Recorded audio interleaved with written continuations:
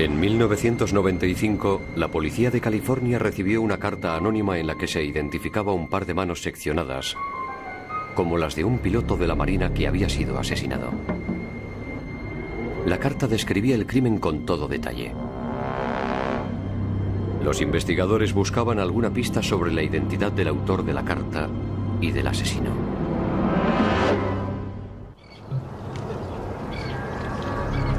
San Diego, la segunda ciudad más grande de California. Su bahía es uno de los mejores puertos naturales del mundo y alberga una de las bases navales más grandes del país.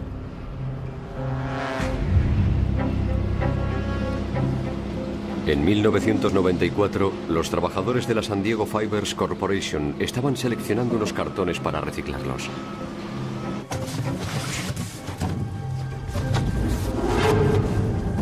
Hicieron un descubrimiento macabro. 2 manos humanas. No estaba seguro de que aquello fuese legal. Me parecía un poco raro que hubiera 2 manos humanas en un contenedor. Buscamos pruebas como si se tratara de un homicidio normal con un cuerpo entero. Esto era algo diferente porque solo teníamos 2 manos. Los rayos X mostraron daños degenerativos en las articulaciones propios de un individuo de más de 60 años. Y el tamaño de los dedos y de los nudillos indicaba que eran unas manos de hombre. La mano derecha tenía una característica especial. Le faltaba la uña del dedo gordo. Los detectives llamaron a todos los hospitales y depósitos para comprobar si tenían el cadáver de un hombre mayor sin manos. Al otro extremo de la ciudad, Mary Mead y Terry Holland empezaban a preocuparse. No habían visto a su padre, Don Hardin, desde hacía una semana. Llamé a todo el mundo que pude encontrar. ¿Le habéis visto? ¿Habéis sabido algo de él? Nadie sabía nada. Y entonces fue cuando de verdad me asusté porque pensé, ¿dónde se ha podido meter? Es muy difícil de explicar. Al principio te asustas, luego te enfadas y después te angustias. Cuando la policía descubrió que a Don Hardin le faltaba la uña del dedo gordo de su mano derecha, comprendieron inmediatamente, como se comprobó en el análisis de las huellas dactilares, que las manos pertenecían a un piloto naval retirado de 74 años, Don Hardin. Fue un shock. Me sentí como si estuviera en una mala película policíaca de televisión. Estas cosas no pasan en la vida real. Estábamos realmente descompuestas. Cuando los detectives de homicidios registraron la casa de Don Hardin, encontraron pruebas de que habían robado. La televisión, el vídeo y el microondas habían desaparecido, así como la camioneta de Hardin. La guía de televisión estaba abierta en el 28 de marzo, que probablemente fue el último día que Don Hardin estuvo en su casa. En la cocina había pequeñas gotas de sangre. Parecía que alguien había usado lejía y detergente para limpiar el suelo de la cocina y del cuarto de baño. Teníamos la impresión de que se trataba de una desaparición o de un robo con secuestro. La esperanza nunca se pierde, nunca. Don Hardin era un viudo que se había ido a vivir a San Diego unos años antes para estar cerca de sus hijas. Según los vecinos, Hardin era terco y difícil, pero sus hijas le recuerdan como un padre cariñoso. Uno de los recuerdos más bonitos que tengo de él es que cada vez que hablábamos por teléfono, al final de la conversación yo siempre le decía, «Te quiero, papá». Y él me contestaba, «Yo también te quiero, pequeña». Hardin era conocido por ayudar a los necesitados. A veces contrataba a vagabundos para que le hicieran chapuzas en la casa y a menudo les dejaba vivir en una caravana en su jardín. Estábamos tranquilas sabiendo que había alguien allí en caso de una emergencia. Que mi padre sería atendido inmediatamente. A mí me parecía estupendo que hubiera alguien allí que pudiera cuidar de él, que le hiciera compañía. Así tenía alguien con quien hablar y que le ayudara. Eso me reconfortaba. La policía inició la búsqueda de los objetos robados en casa de Hardin. De hecho, pudimos recuperar algunas de las cosas de Hardin, como su cartera con el carné de conducir y algunas medallas del ejército. Y seguimos esa pista para ver si eso podía conducirnos a encontrar un sospechoso, pero no conseguimos nada porque los objetos habían sido hallados en un contenedor de basura y por esa vía era imposible seguir la pista. Los investigadores no tenían ni idea de lo que había sido del resto del cuerpo de Don Hardin. Pero sospechaban que en el interior de su casa había sucedido algo horrible.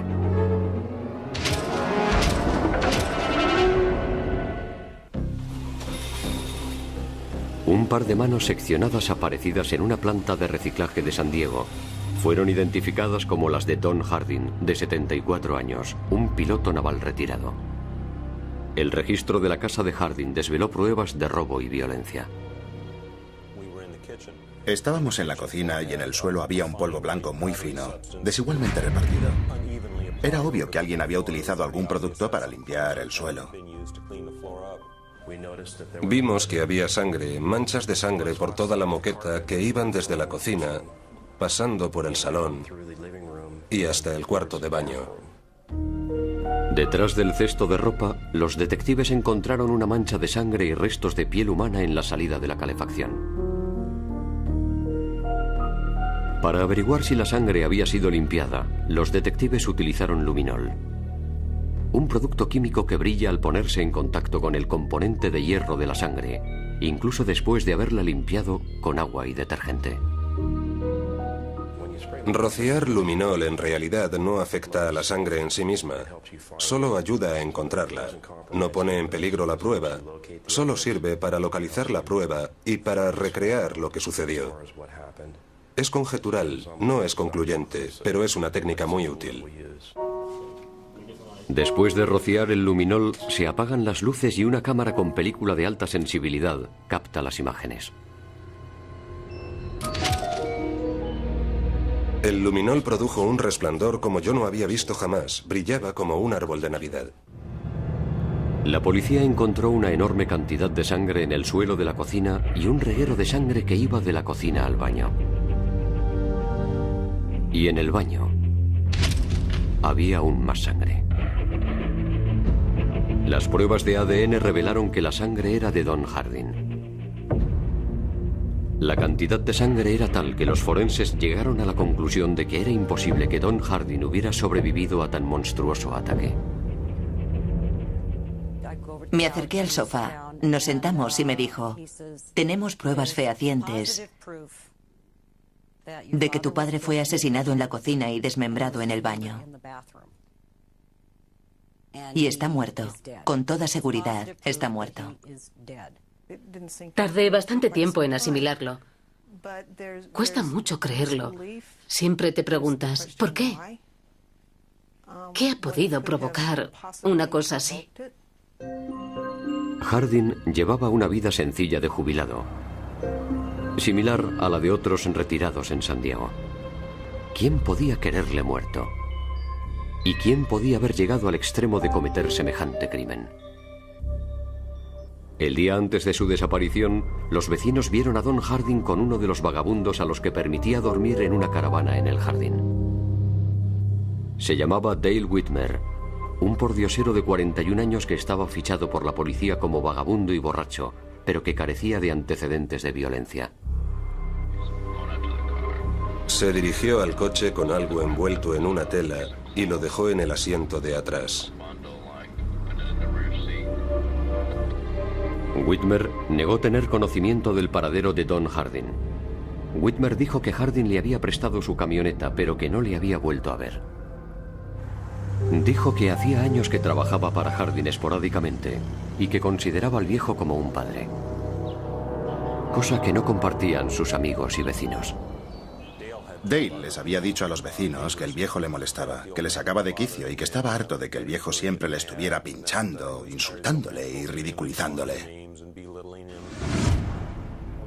Quiero que mire usted despacio esta fotografía. Durante el interrogatorio, la policía le enseñó a Whitmer una fotografía de las manos seccionadas.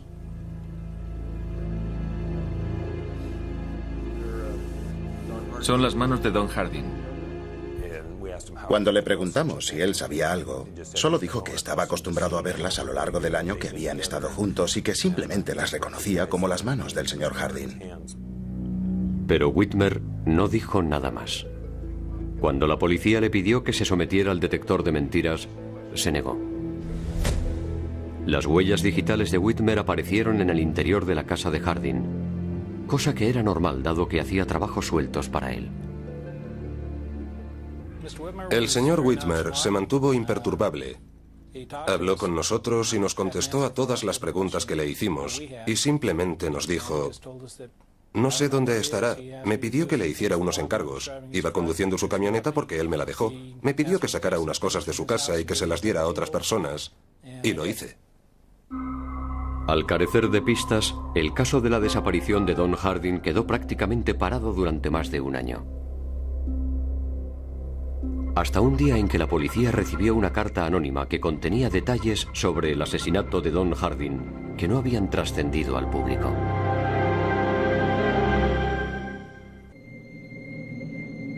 Las pruebas del forense indicaban que Don Harding había sido asesinado en su casa.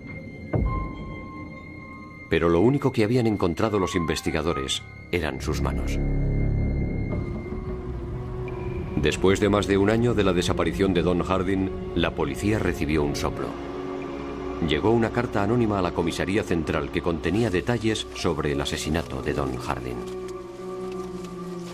Cuando la leí, comprendí que el que había escrito la carta o proporcionado información para la carta sabía algo sobre el crimen. Había detalles en la carta que solo un sospechoso podía conocer. Recuperé la esperanza. El autor de la carta decía que su amigo Bob había identificado al asesino de Don Harding. Le asesinó Dale Whitmer. Dale odiaba al señor Harding, quien solía golpearle con un bastón si no trabajaba suficiente. Dale es un heroinómano que vivió en el jardín de la casa del señor Harding durante más o menos un año antes del crimen. Metió el cuerpo en la bañera, lo desmembró, metió los trozos en bolsas de basura y enterró las bolsas en distintos sitios del condado y de México. El hecho de que el cuerpo de Harding hubiera sido desmembrado en la bañera era la información que no se había hecho pública.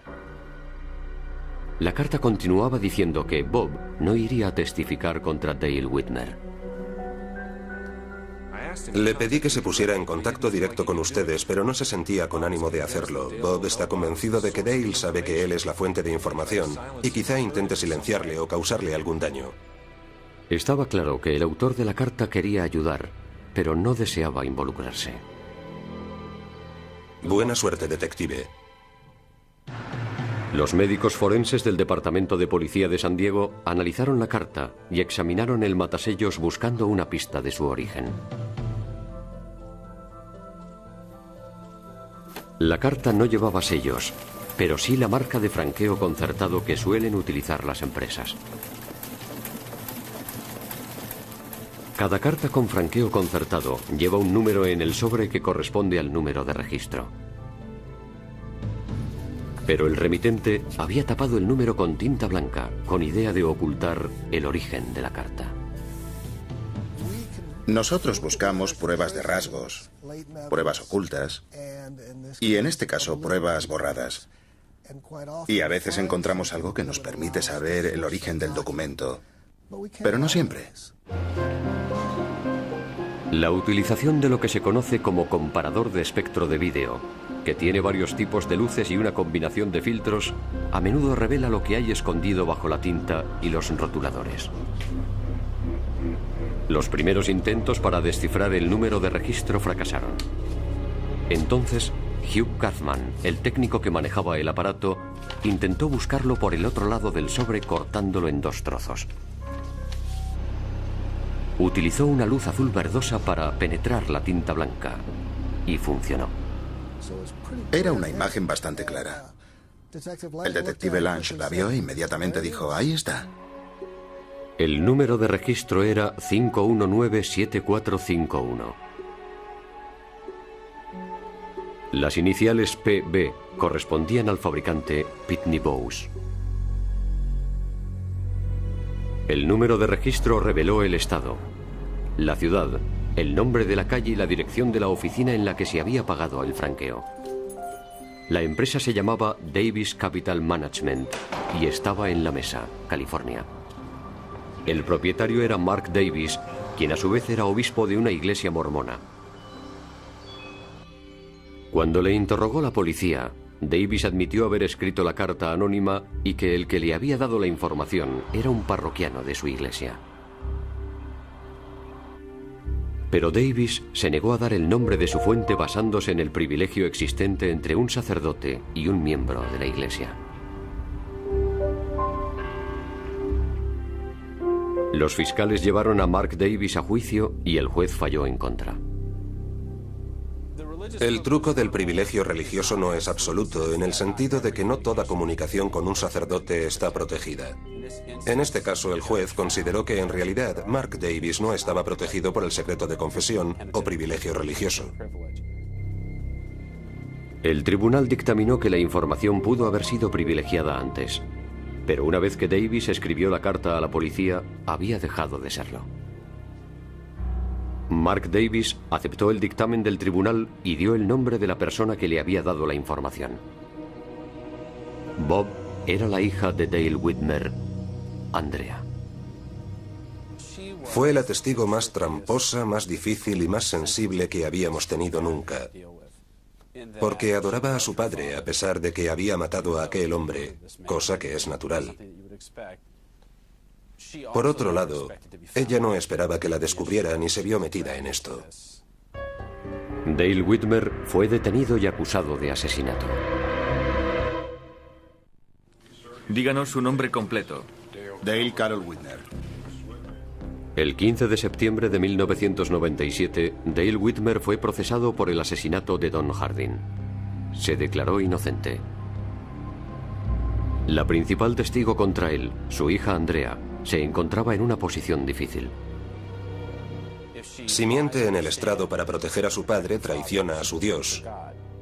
Si dice la verdad en el estrado, es fiel a su religión, pero traiciona a su padre. ¿Por qué optaría usted si fuera Andrea Whitmer? Andrea Whitmer optó por decir la verdad y corroboró todo lo que Mark Davis había dicho en la carta. En la carta decía que Dale Whitmer era heroinómano y que necesitaba dinero desesperadamente.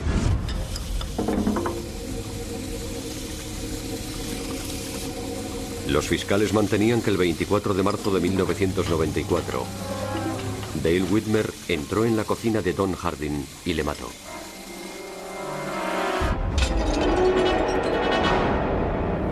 El móvil era el robo y la venganza por los malos tratos que había recibido. La prueba del luminol demostró que Hardin había sangrado abundantemente en la cocina y que su cuerpo había sido desmembrado en la bañera.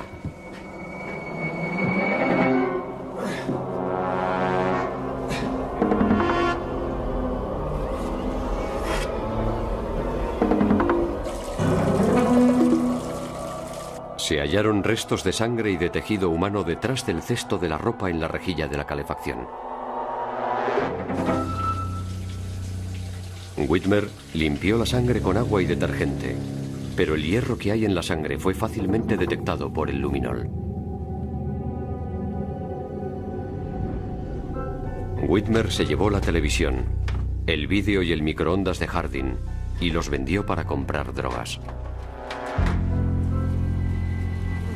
Poco a poco, Whitmer se deshizo de las distintas partes del cuerpo de Hardin en varios contenedores de San Diego y México.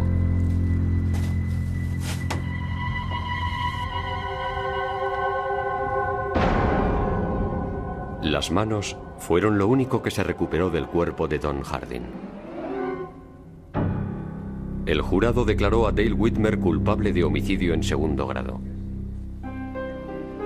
Las hijas de Don Hardin solicitaron permiso para dirigirse al tribunal antes de que dictara sentencia, cosa que no era nada fácil. No puedo.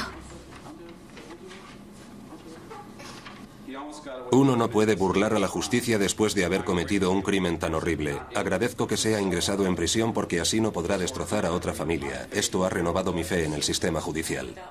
Yo adoraba a mi padre. El Día del Padre es un día muy duro para mí. Le echamos mucho de menos. Todos los días cojo el teléfono para llamarle. Es un caso escalofriante. Dale Whitmer fue sentenciado de 15 años de prisión a cadena perpetua. No hubiéramos podido hacer nada de no ser por el luminol y, por supuesto, la carta.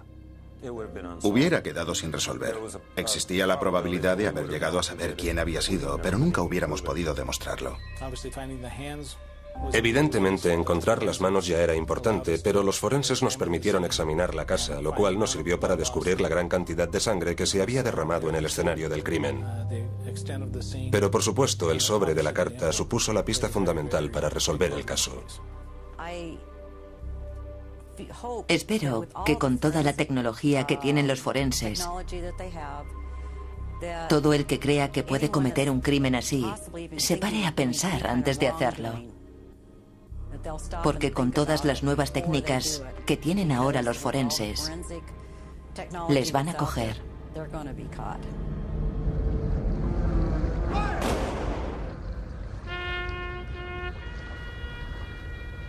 Después del juicio, las manos de Don Harding fueron incineradas y las cenizas fueron arrojadas al mar por la Marina de los Estados Unidos frente a la costa de California.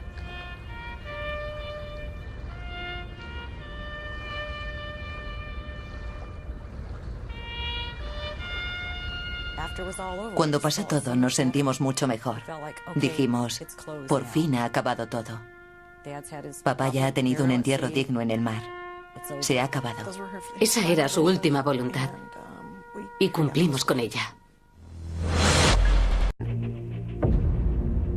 La cantidad de sangre era tal que los forenses llegaron a la conclusión de que era imposible que Don Harding hubiera sobrevivido a tan monstruoso ataque.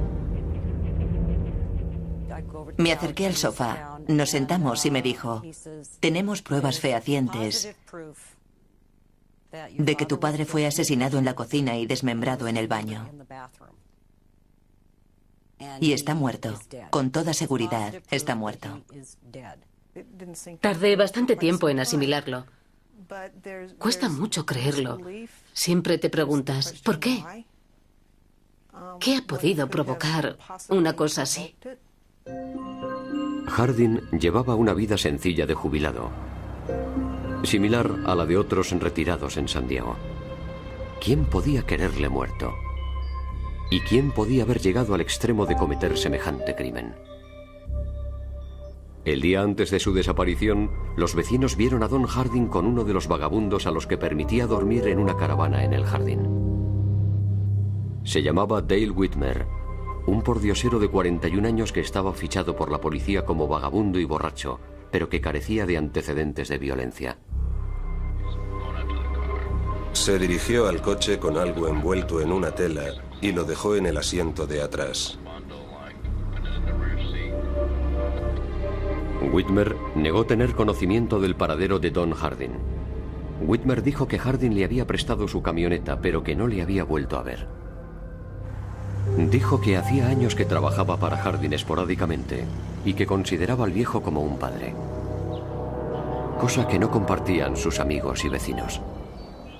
Dale les había dicho a los vecinos que el viejo le molestaba, que le sacaba de quicio y que estaba harto de que el viejo siempre le estuviera pinchando, insultándole y ridiculizándole.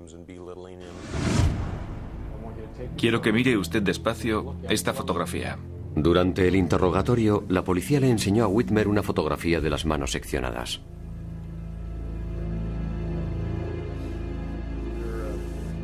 Son las manos de Don Harding. Cuando le preguntamos si él sabía algo, solo dijo que estaba acostumbrado a verlas a lo largo del año que habían estado juntos y que simplemente las reconocía como las manos del señor Harding. Pero Whitmer no dijo nada más. Cuando la policía le pidió que se sometiera al detector de mentiras, se negó. Las huellas digitales de Whitmer aparecieron en el interior de la casa de Harding, cosa que era normal dado que hacía trabajos sueltos para él. El señor Whitmer se mantuvo imperturbable. Habló con nosotros y nos contestó a todas las preguntas que le hicimos y simplemente nos dijo, No sé dónde estará. Me pidió que le hiciera unos encargos. Iba conduciendo su camioneta porque él me la dejó. Me pidió que sacara unas cosas de su casa y que se las diera a otras personas. Y lo hice. Al carecer de pistas, el caso de la desaparición de Don Harding quedó prácticamente parado durante más de un año. Hasta un día en que la policía recibió una carta anónima que contenía detalles sobre el asesinato de Don Harding que no habían trascendido al público.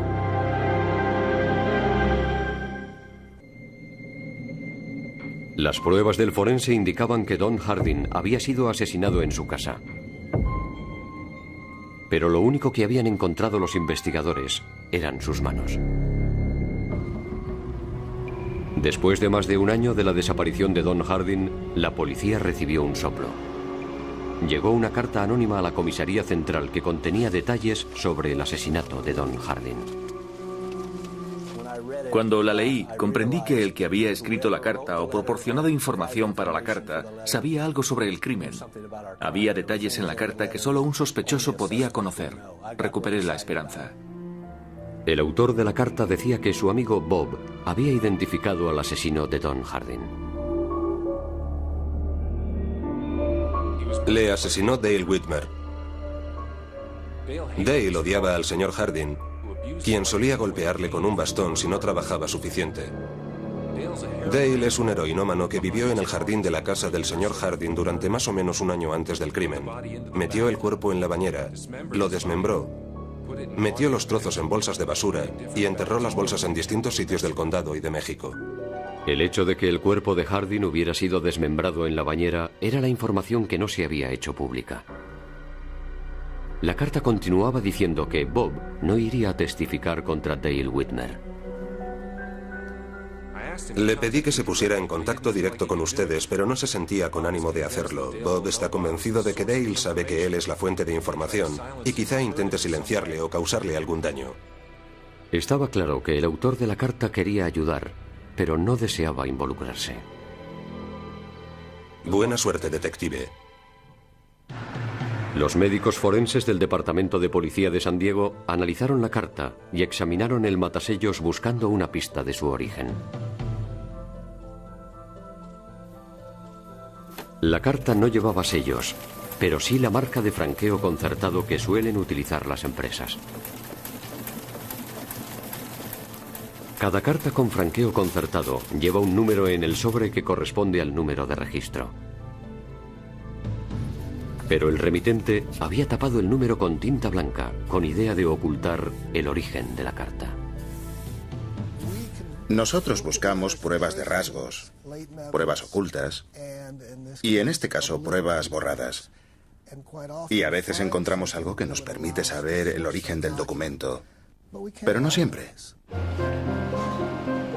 La utilización de lo que se conoce como comparador de espectro de vídeo, que tiene varios tipos de luces y una combinación de filtros, a menudo revela lo que hay escondido bajo la tinta y los rotuladores. Los primeros intentos para descifrar el número de registro fracasaron. Entonces, Hugh Kaufman, el técnico que manejaba el aparato, intentó buscarlo por el otro lado del sobre cortándolo en dos trozos. Utilizó una luz azul verdosa para penetrar la tinta blanca y funcionó. Era una imagen bastante clara. El detective Lange la vio e inmediatamente dijo, ahí está. El número de registro era 5197451. Las iniciales PB correspondían al fabricante Pitney Bowes. El número de registro reveló el estado, la ciudad, el nombre de la calle y la dirección de la oficina en la que se había pagado el franqueo. La empresa se llamaba Davis Capital Management y estaba en La Mesa, California. El propietario era Mark Davis, quien a su vez era obispo de una iglesia mormona. Cuando le interrogó la policía, Davis admitió haber escrito la carta anónima y que el que le había dado la información era un parroquiano de su iglesia. Pero Davis se negó a dar el nombre de su fuente basándose en el privilegio existente entre un sacerdote y un miembro de la iglesia. Los fiscales llevaron a Mark Davis a juicio y el juez falló en contra. El truco del privilegio religioso no es absoluto, en el sentido de que no toda comunicación con un sacerdote está protegida. En este caso, el juez consideró que en realidad Mark Davis no estaba protegido por el secreto de confesión o privilegio religioso. El tribunal dictaminó que la información pudo haber sido privilegiada antes, pero una vez que Davis escribió la carta a la policía, había dejado de serlo. Mark Davis aceptó el dictamen del tribunal y dio el nombre de la persona que le había dado la información. Bob era la hija de Dale Whitmer, Andrea. Fue la testigo más tramposa, más difícil y más sensible que habíamos tenido nunca. Porque adoraba a su padre a pesar de que había matado a aquel hombre, cosa que es natural. Por otro lado, ella no esperaba que la descubrieran y se vio metida en esto. Dale Whitmer fue detenido y acusado de asesinato. Díganos su nombre completo. Dale Carroll Whitmer. El 15 de septiembre de 1997, Dale Whitmer fue procesado por el asesinato de Don Hardin. Se declaró inocente. La principal testigo contra él, su hija Andrea, se encontraba en una posición difícil. Si miente en el estrado para proteger a su padre, traiciona a su Dios. Si dice la verdad en el estrado, es fiel a su religión, pero traiciona a su padre. ¿Por qué optaría usted si fuera Andrea Whitmer? Andrea Whitmer optó por decir la verdad y corroboró todo lo que Mark Davis había dicho en la carta. En la carta decía que Dale Whitmer era heroinómano y que necesitaba dinero desesperadamente.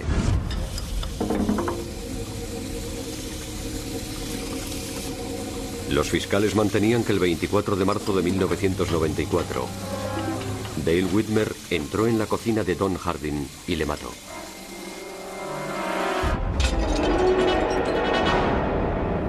El móvil era el robo y la venganza por los malos tratos que había recibido. La prueba del luminol demostró que Hardin había sangrado abundantemente en la cocina y que su cuerpo había sido desmembrado en la bañera.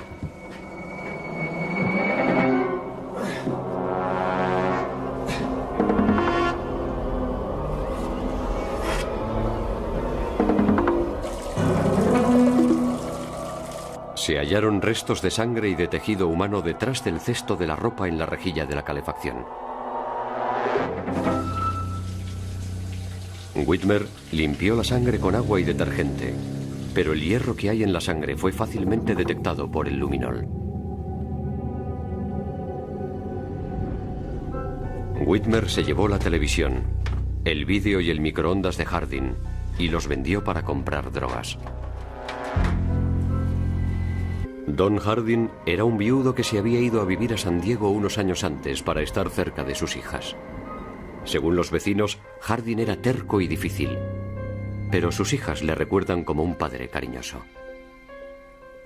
Uno de los recuerdos más bonitos que tengo de él es que cada vez que hablábamos por teléfono, al final de la conversación yo siempre le decía, "Te quiero, papá", y él me contestaba, "Yo también te quiero, pequeña". Hardin era conocido por ayudar a los necesitados. A veces contrataba a vagabundos para que le hicieran chapuzas en la casa y a menudo les dejaba vivir en una caravana en su jardín. Estábamos tranquilas sabiendo que había alguien allí en caso de una emergencia, que mi padre sería atendido inmediatamente. A mí me parecía estupendo que hubiera alguien allí que pudiera cuidar de él, que le hiciera compañía. Así tenía alguien con quien hablar y que le ayudara. Eso me reconfortaba. La policía inició la búsqueda de los objetos robados en casa de Hardin. De hecho, pudimos recuperar algunas de las cosas de Hardin, como su cartera con el carné de conducir y algunas medallas del ejército. Y seguimos esa pista para ver si eso podía conducirnos a encontrar un sospechoso, pero no conseguimos nada porque los objetos habían sido hallados en un contenedor de basura y por esa vía era imposible seguir la pista. Los investigadores no tenían ni idea de lo que había sido del resto del cuerpo de Don Hardin, pero sospechaban que en el interior de su casa había sucedido algo horrible.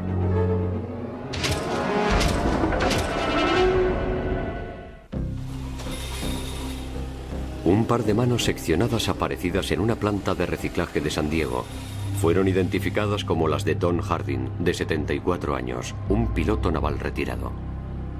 El registro de la casa de Hardin desveló pruebas de robo y violencia.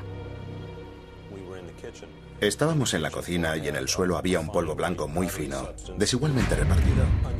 Era obvio que alguien había utilizado algún producto para limpiar el suelo. Vimos que había sangre, manchas de sangre por toda la moqueta que iban desde la cocina, pasando por el salón y hasta el cuarto de baño. Detrás del cesto de ropa, los detectives encontraron una mancha de sangre y restos de piel humana en la salida de la calefacción. Para averiguar si la sangre había sido limpiada, los detectives utilizaron luminol, un producto químico que brilla al ponerse en contacto con el componente de hierro de la sangre, incluso después de haberla limpiado con agua y detergente. Rociar luminol en realidad no afecta a la sangre en sí misma, solo ayuda a encontrarla. No pone en peligro la prueba, solo sirve para localizar la prueba y para recrear lo que sucedió. Es conjetural, no es concluyente, pero es una técnica muy útil. Después de rociar el luminol, se apagan las luces y una cámara con película de alta sensibilidad capta las imágenes. El luminol produjo un resplandor como yo no había visto jamás. Brillaba como un árbol de Navidad. La policía encontró una enorme cantidad de sangre en el suelo de la cocina y un reguero de sangre que iba de la cocina al baño. Y en el baño había aún más sangre. Las pruebas de ADN revelaron que la sangre era de Don Hardin. En 1995, la policía de California recibió una carta anónima en la que se identificaba un par de manos seccionadas, como las de un piloto de la Marina que había sido asesinado. La carta describía el crimen con todo detalle. Los investigadores buscaban alguna pista sobre la identidad del autor de la carta y del asesino.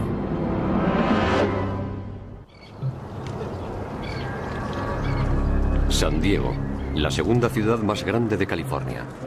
Su bahía es uno de los mejores puertos naturales del mundo y alberga una de las bases navales más grandes del país.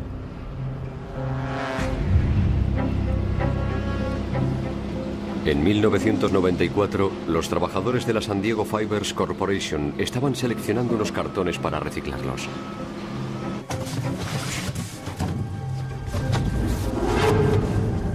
Hicieron un descubrimiento macabro. 2 manos humanas. No estaba seguro de que aquello fuese legal. Me parecía un poco raro que hubiera 2 manos humanas en un contenedor. Buscamos pruebas como si se tratara de un homicidio normal con un cuerpo entero. Esto era algo diferente porque solo teníamos 2 manos. Los rayos X mostraron daños degenerativos en las articulaciones propios de un individuo de más de 60 años.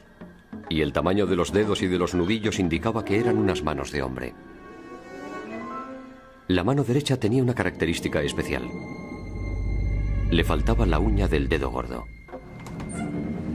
Los detectives llamaron a todos los hospitales y depósitos para comprobar si tenían el cadáver de un hombre mayor sin manos.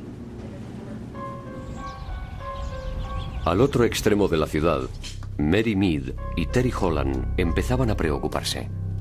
No habían visto a su padre, Don Hardin, desde hacía una semana. Llamé a todo el mundo que pude encontrar. ¿Le habéis visto? ¿Habéis sabido algo de él? Nadie sabía nada. Y entonces fue cuando de verdad me asusté porque pensé, ¿dónde se ha podido meter? Es muy difícil de explicar. Al principio te asustas, luego te enfadas y después te angustias. Cuando la policía descubrió que a Don Hardin le faltaba la uña del dedo gordo de su mano derecha, comprendieron inmediatamente, como se comprobó en el análisis de las huellas dactilares, que las manos pertenecían a un piloto naval retirado de 74 años, Don Hardin. Fue un shock. Me sentí como si estuviera en una mala película policíaca de televisión. Estas cosas no pasan en la vida real. Estábamos realmente descompuestas. Cuando los detectives de homicidios registraron la casa de Don Hardin, encontraron pruebas de que habían robado. La televisión, el vídeo y el microondas habían desaparecido, así como la camioneta de Hardin. La guía de televisión estaba abierta en el 28 de marzo, que probablemente fue el último día que Don Hardin estuvo en su casa. En la cocina había pequeñas gotas de sangre. Parecía que alguien había usado lejía y detergente para limpiar el suelo de la cocina y del cuarto de baño. Teníamos la impresión de que se trataba de una desaparición o de un robo con secuestro. La esperanza nunca se pierde, nunca.